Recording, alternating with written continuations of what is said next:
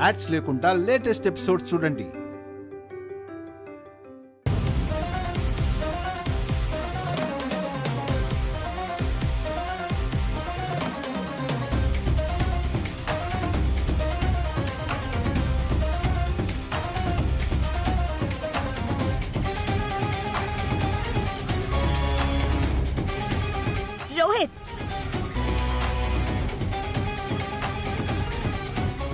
రోహిత్ నిన్నే. ఏంటి శాన్వి? నేనేం చెప్తున్నానో విన్నావా? ఆకలిస్తుంది శాన్వి, ముందు టిఫిన్ తిని తర్వాత మాట్లాడుకుందాం.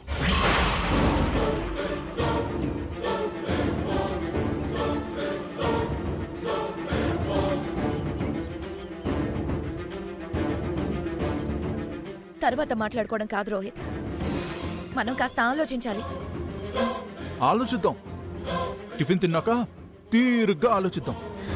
మా అన్నయ్య నీ మీద కోపంతో ఒక్క బియ్యపు గింజ కూడా సాయం చేయొద్దన్నాడు. అంత మాట అన్నాడా?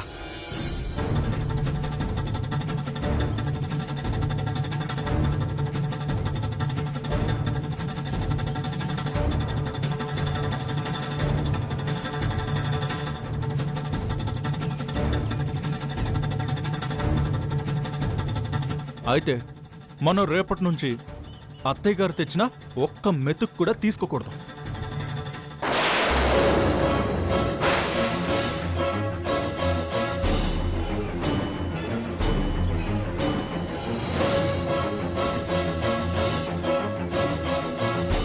ఏం బాబు, నా కూతురు ఏమందో నీకు అర్థమవుతోందా?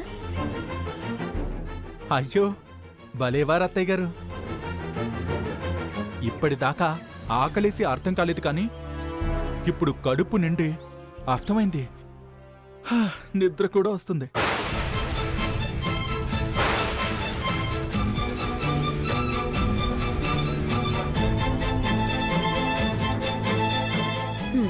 ఇప్పుడు షాక్ అయి ప్రయోజనం ఏంటమ్మా?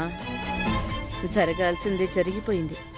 అందుకేనమ్మా మార్పు ఈ క్షణం నుండే మొదలవ్వాలి. నా వల్ల అన్నయ్య బాధపడమే కాదు, వదినికి అన్యాయం జరిగింది. వదిన చేసిన పని సరైందే అని అన్నయ్య ఒప్పుకోవాలంటే మా బ్రతుకు మేం బ్రతకాలి. బతికేద్దాం సాన్వి, బతికేద్దాం. Don't worry. సరే, నిన్ననే కదా కొత్తగా జంట మొదలయ్యారు. ఇప్పుడున్న పళ్ళంగా ఆ అబ్బాయి ఏం చేస్తాడు? 4 రోజులు ఓపిక పట్టండి. కరెక్ట్గా చెప్పారు అత్తయ్య గారు. నా మనసులో ఉన్నదే మీ నోట్లో నుంచి వచ్చింది. వదిన ఎలా ఉందమ్మా? ఎలా ఉంటుంది? అదో పిచ్చి మాలోకం.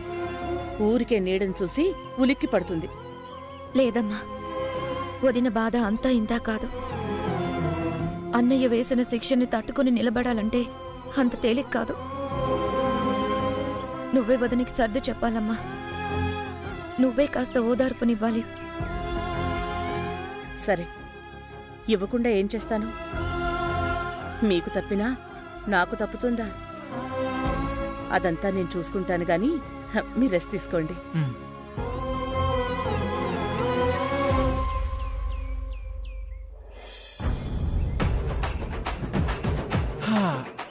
అమ్మయ్యా, ఒక్క కునుకేస్తే బాడీ సెట్ అయిపోతుంది.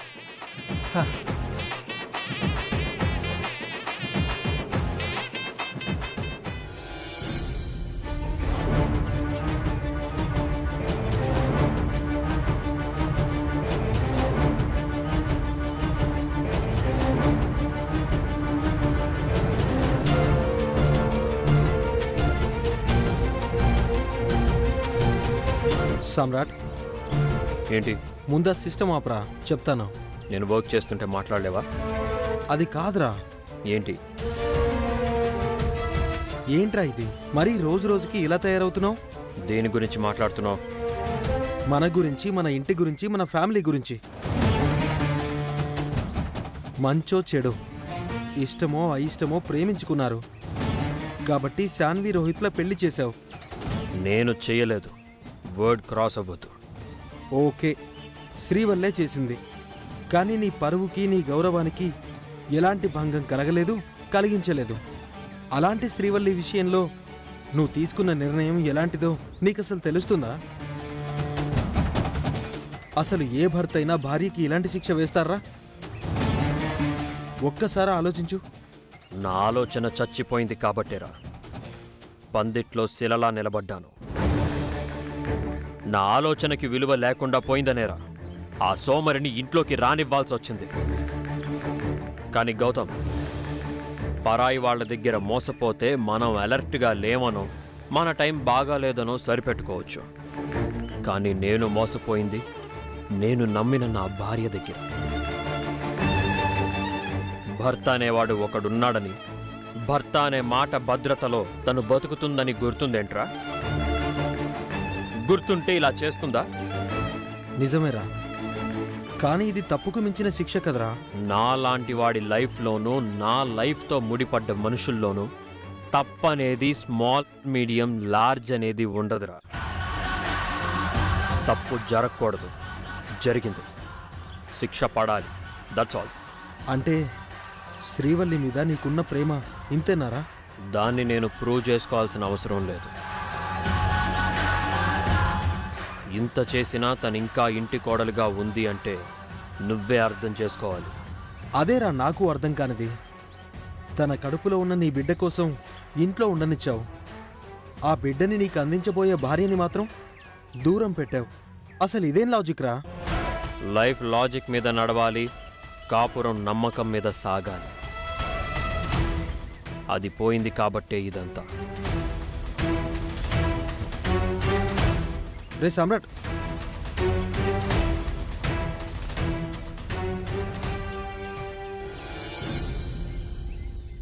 నీ ప్రశ్నలు నీవి, ఎవ్వరో బదులెవ్వరుగా. ఇగండ్రి, ఇగో గీ గడియారం గీ సూట్కి మస్తు సూట్ అవుతుంది. నీ చిక్కులు నీవి, ఎవ్వరూ విడిపించరుగా. ఏ గాలో నిన్ను తరుము, నేను జీతమిచ్చే పని మనిషితో నా పనులు చేయించు.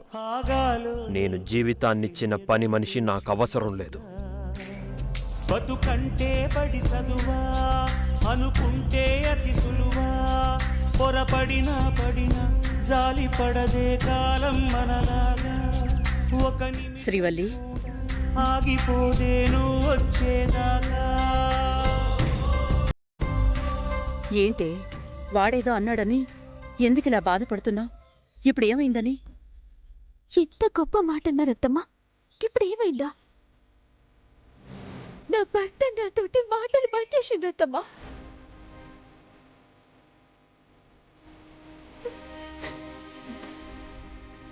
నీ కొడుకు నన్ను ఒక వస్తువు అంటుర్రు. కళ్ళ ముంగటున్నా నేను కనిపించట్లేదంటుర్రు. నన్ను అంటరాని దాని తీరును చూస్తున్నత్తమ్మా. ఏం చేయాలో చెప్పుండ్రి. ఏం చేస్తావే? వాడి గురించి నీకు తెలీదా? వాడి తీరే అంతా. ఇప్పుడున్నట్టు రేపుంటాడా, రేపున్నట్టు ఎల్లుండుంటాడా? ఓపిక పట్టాలి కదా. ఎన్ని రోజులత్తమ్మా? 2 దినాలా, వారం రోజులా? కటన్క మీ కొడుకు నా మీద కోపం పోతుందా? నన్ను క్షమించి నాతో సవ్యంగా ఉంటారా? చెప్పుండ్రి. ఇదెక్కడ గొడవే? నేనేదో మిమ్మల్ని దూరం చేసినట్టు, నేనేదో నిన్ను దూరం పెట్టమని చెప్పినట్టు నా మీద పడుతున్నావు. ఇదంతా ఎవరి పుణ్యమత్తమ్మా? నాకు నేనుగా నడుమకొచ్చినా, నాకు నేను నా కడుపు వచ్చిందని చెప్పినా. అంటే ఏంటే? నా కూతురి పెళ్లి నీ దయాదాక్షిణ్యాల మీద జరిగిందని చెప్పకనే చెప్తున్నావా? ఈ పెళ్లి నా దయతో జరగలేదత్తమ్మా, గా దేవుని దయతోటి జరిగింది. మీ కొడుకు దయతోటి జరిగింది. కానీ ఈ రోజు నా మీద దయ చూపెట్టోళ్ళు కనిపిస్తలేరత్తమ్మా. ఏంటే ఇది?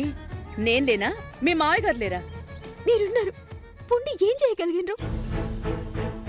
ఆయన నా మీద చూపించిన కోపాన్ని ఆపినరా? నన్ను దోషి లెక్క నిలబెట్టి చేసిన తప్పుకి నాకేసిన శిక్షని ఆపినరా? ఇంత చిన్న తప్పుకి వాడికి అంత పెద్ద శిక్ష వెయ్యొద్దని నేను చెప్పాను కదే, వినలేదా? పరిస్థితి అంతా తెలుసు కూడా నన్ను తప్పు పడతావేంటి? ఒకళ్ళని తప్పు పట్టే అదృష్టం నాకెక్కడదత్తమ్మా. గంత అదృష్టం, గంత ధైర్యమే ఉంటే శాన్వి గర్భవతిని తెలిసినాడే మీ కొడుక్కి చెప్తుండే మంచో చెడో గానాడే ఏదో ఒకటి తేలిపోతుండే. ఎన్ని దినాలు ఈ నరకం అనుభవించేదాన్నే కాదు, ఇప్పటికి శిక్ష నాకు పడేదే కాదు. అంటే శాన్వి గర్భవతని ఆ రోజే చెప్పి వాడి చేతిలో నా బిడ్డని చంపేద్దాం అనుకున్నావే నువ్వు? నేనెవ్వల సాగు కోరుకోలే అత్తమ్మా, గట్లని మీరు నా బతుకు కోరుకోలే. గదే కోరుకుంటే హాస్పిటల్లో శాన్వి కడుపుని దాయటానికి నాకు కడుపని ఎట్లా నోరు జారుతారు?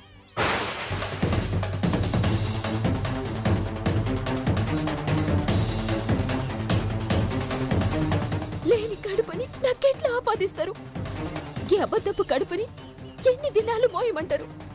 ఏంటే అబద్ధం అబద్ధం అని కడుపు కడుపు అని ఓ తెగిదైపోతున్నావు? నేనేదో నేరం చేసినట్టు మాట్లాడుతున్నావు? నేను నిన్ను నిందించలేదు, వాణ్ణి ఆపలేదు, నిన్ను కాపాడలేదని ఓ ఉక్రోషం వెళ్ళగక్కుతున్నావు గాని నిజానికి నేనే నిన్ను కాపాడాను. నేనే నీకు సాయం చేశాను. ఏందత్తమ్మగా సాయం? నన్నేం కాపాడినరో జర సెలవిస్తారా? హ, జరిగిన దానికి వాడు నిప్పులు కక్కేంత కోపంలో ఉన్నాడు. దీనంతటికీ కారణం నువ్వేనని ఫిక్స్ అయిపోయాడు. అందుకే నిన్న ఇంట్లోంచి వెళ్ళగొట్టాలని అనుకున్నాడు. కాని ఆగాడు, ఆలోచించాడు. ఎందుకు? నువ్వు కడుపుతో ఉన్నావని వాడు భ్రమలో ఉన్నాడు కాబట్టి.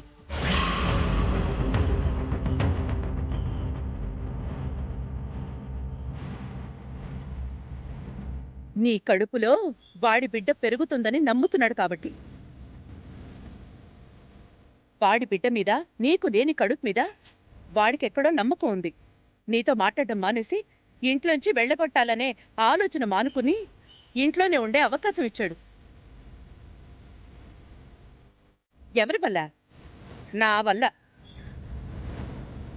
ఆ రోజు నువ్వు గర్భవతివని చెప్పడం వల్ల, ఆ మాట వాడు నమ్మడం వల్ల ఇప్పుడు నేను చెప్పిన అబద్ధపు కడుపే నిన్ను కాపాడిందా లేదా? ఇంతకన్నా ఏ అత్త ఏ కోడలికి సాయం చేస్తుంది? ఇంతకన్నా ఎవరు కాపాడతారే?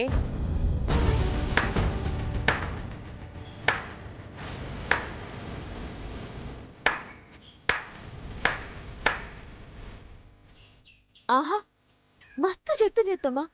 మీ తెలివికి, మీరు చేసిన మంచికి మిమ్మల్ని గిన్నెస్ బుక్లోకి ఎక్కేయాలి.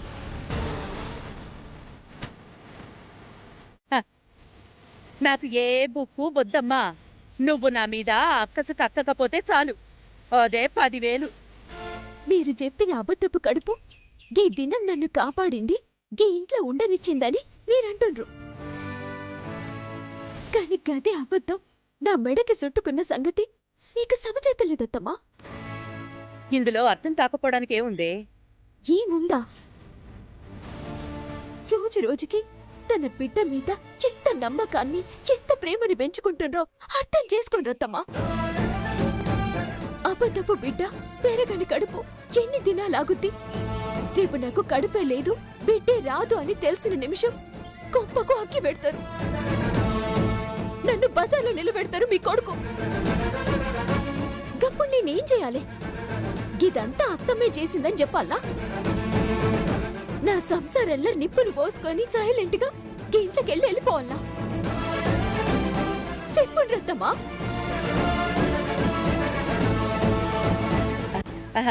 ఏ శ్రీవల్లి, ఎందుకే జరగందేదో ఊహించుకోవడం? అలా ఎందుకు జరుగుతుంది చెప్పు? అదేం జరగదు. జరగదనుకున్న శాన్వి పెళ్ళే జరిపించిందే ఆ అమ్మోరు తల్లి. ఈ సమస్యకి ఏదో ఒక దారి చూపదా? నువ్విదంతా ఏం మనసులో పెట్టుకోక శ్రీవల్లి. అయినా నీకిప్పుడు ఏం నష్టం జరిగింది? మీరిద్దరూ ఏమైనా విడిపోయారా? ఏదో వాడి కోపం ఓ 4 రోజులు మాట్లాడకుండా చేసింది. విడాకులివ్వలేదు కదా?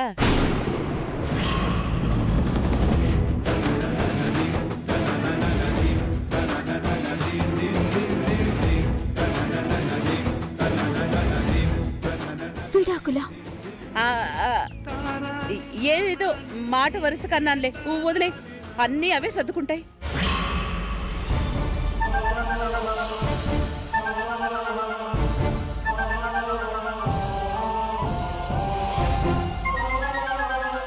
ఏంటత్తయ్యా ఆ? ఆ, ఆ, ఏం లేదు అవంతిక. హ, సాన్విని తలుచుకుని బాధపడుతుంటే శ్రీవల్లి నన్ను ఓదారుస్తోంది.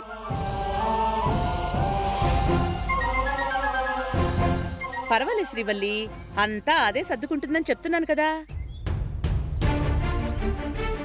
శాన్విని ఓదార్చడానికి మీరున్నారు, మిమ్మల్ని ఓదార్చడానికి శ్రీవల్లి ఉంది. మరి శ్రీవల్లిని ఓదార్చడానికి ఎవరున్నారత్తయ్య?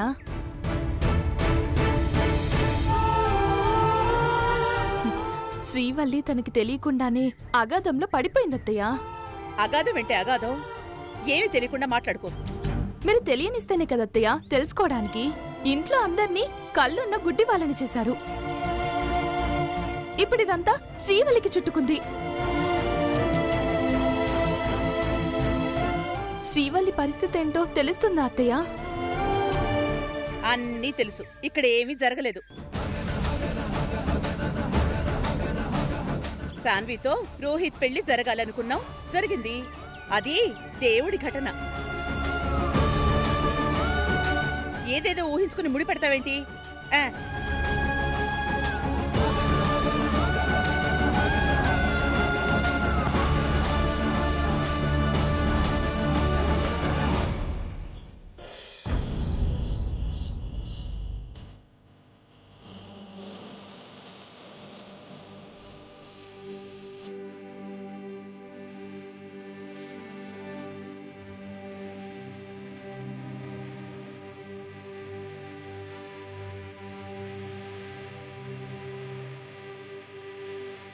ఏంటి శాన్వి, ఏం డల్గా ఉన్నావు? ఏం లేదు.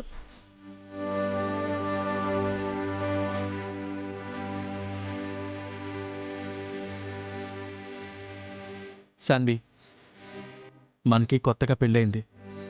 నువ్విలా ఉండకూడదు. నువ్వు భవానీ రఘుపతుల కూతురువి, ది గ్రేట్ సామ్రాట్ గారి చెల్లెలివి. ఎంత హ్యాపీగా ఉండాలి. నాకొకరి కూతురిగానో ఒకరి చెల్లెలుగానో ఉండడం కన్నా రోహిత్ భార్యగా ఉండడమే ఇష్టం. ఓకే, దానికే ఉంది, అలాగే ఉండు. ఇప్పుడు ఎలాగో నువ్వు నా భార్యవి కదా. అలా ఉండాలంటే నీకంటూ ఒక విలువ ఉండాలి రోహిత్. విలువ అంటే అది ఇచ్చే వారిని బట్టి ఉంటుంది, మార్కెట్లో కొనుక్కొచ్చేది కాదు కదా. అందుకే రోహిత్ ఆ విలువ గౌరవాలని సంపాదించుకోవాలని అంటున్నాను. మా అన్నయ్య ముందు నేను మర్యాద దక్కించుకోవాలంటున్నాను.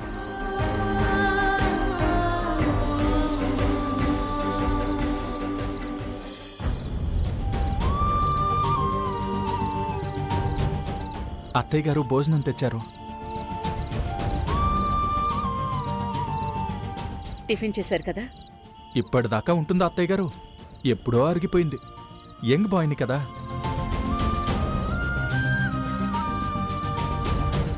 నా కూతురు ఉదయం కూడా టిఫిన్ చేయలేదు. ఇప్పుడు భోజనం చేస్తుంది అత్తయ్య గారు. ఒక్క నిమిషం.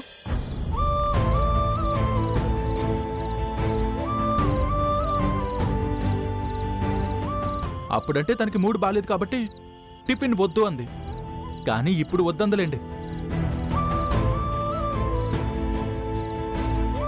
అమ్మా సాన్వి, రా కూర్చో, భోంచెద్దు గాని. నాకొద్దమ్మా.